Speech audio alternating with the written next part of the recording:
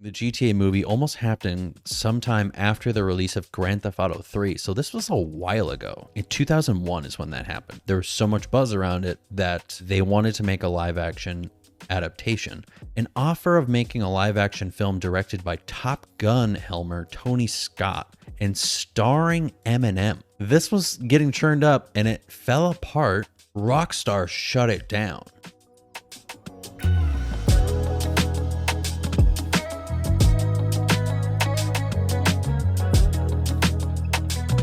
If you're one of the people that watched The Last of Us and thought, oh, hell yeah, the video game curse is lifted, let's get some more video game adaptations, please and thank you, then I've got good news for you. There's plenty more promising film and television adaptations to come from some of the hottest video game stories out there. Every video game movie and show in development almost. Okay. I mean, just look, I'm still scrolling.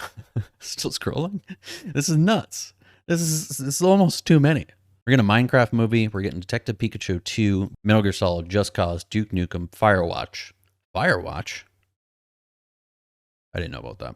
There's 3 that are all listed on that full sort of deep list that I'm the most excited about, that I think we should talk about today. Number one that I think we should talk about is Borderlands. First of all, stacked cast.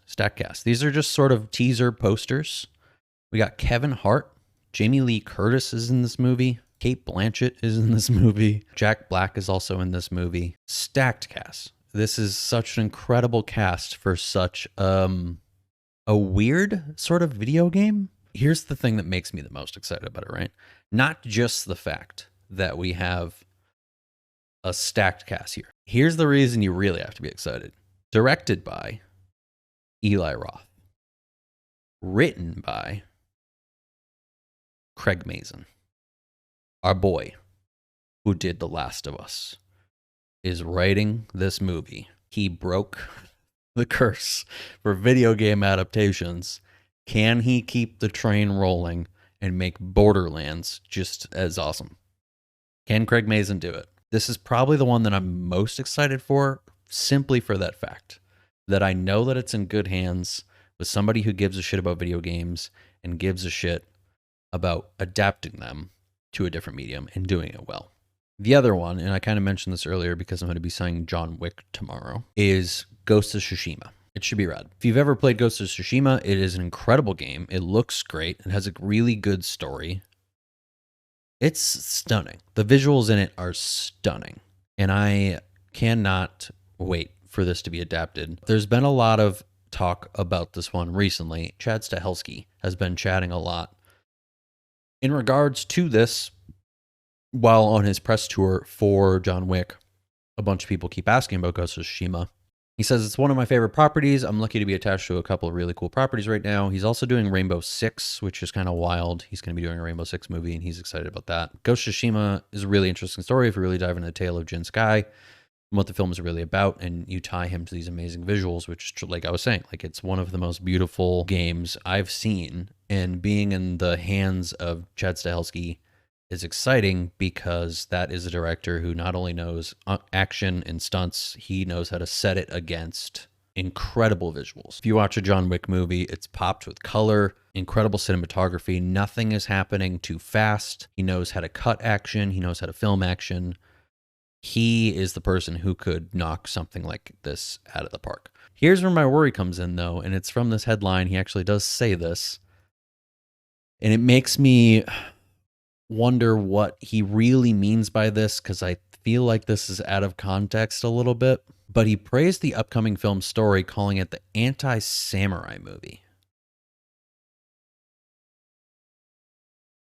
So that gives me a little pause, because are you gonna make it not a samurai movie?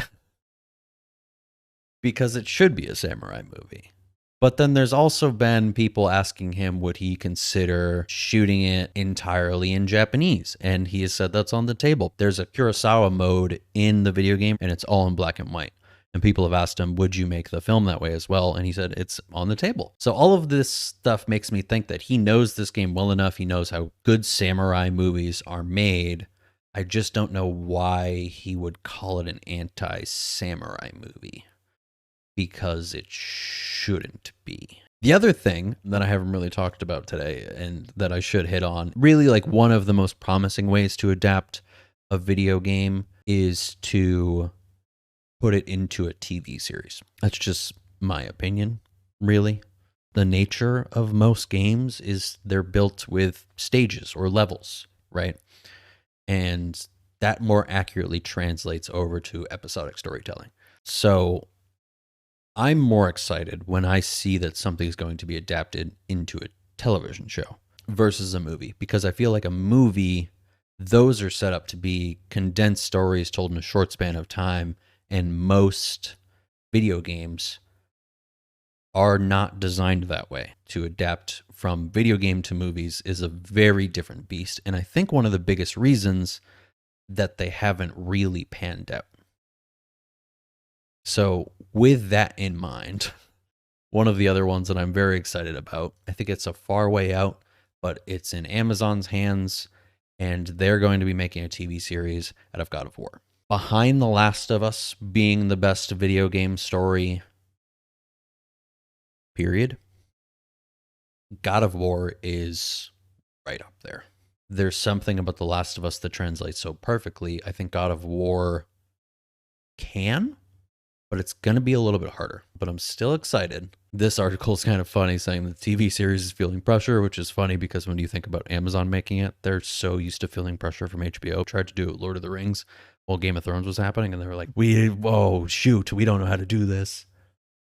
I don't watch either, so I don't know. I don't know where that it really landed. Much like the involvement of Neil Druckmann with The Last of Us, the game's writer and director is going to be involved. Cory Barlog is going to be involved in the creation of it. I don't know if he'll be writing and directing the same way that Neil Druckmann was, but I'm sure that he will stay heavily involved in it. He was tweeting during The Last of Us saying that this is so exciting, that The Last of Us was so fucking good. Seriously, what they're achieving is goddamn monumental. So proud of them. That's awesome. To give praise to them and then be like, I'm jealous. The thing that I will point out here, though, is that with this one, there's no news yet on a writer, a director, a cast. So it's very early in development. I've been scared that a lot of these studios are going to rush out a lot of the video game adaptations to try to keep pace with The Last of Us and to build off of the hype of that. With something like God of War being so far out, I think that there's room for bad video game adaptations to come out and for something as promising as the God of War to fall apart and then just not come to fruition, which would suck. They can sometimes just get stuck in development hell and live there forever. Uncharted took, I don't know, like a decade to adapt. The amount of different casting announcements that happened for that one, the amount of different directors that went through on that one, and then it finally came to fruition and just wasn't good. So usually when something gets stuck in development hell, what comes out on the other end is not too hot. So those are the three that I'm most excited about.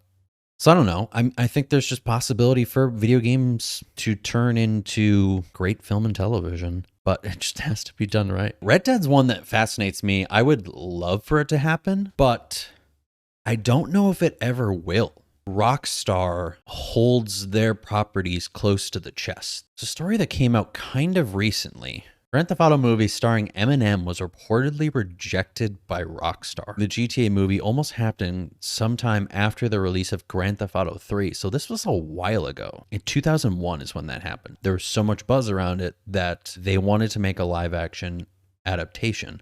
An offer of making a live-action film directed by Top Gun helmer Tony Scott and starring Eminem. This was getting churned up and it fell apart. Rockstar shut it down. It's not exactly clear why, but the Housers turned down the GTA movie. I think the Housers are the original creators of the Grand Theft Auto franchise. Perhaps they were leery that a feature film adaptation would do the video game justice. In 2001, we were still less than a decade past the release of the original Super Mario Bros. Movie, which was just not good. Super Mario movie was dog poopy.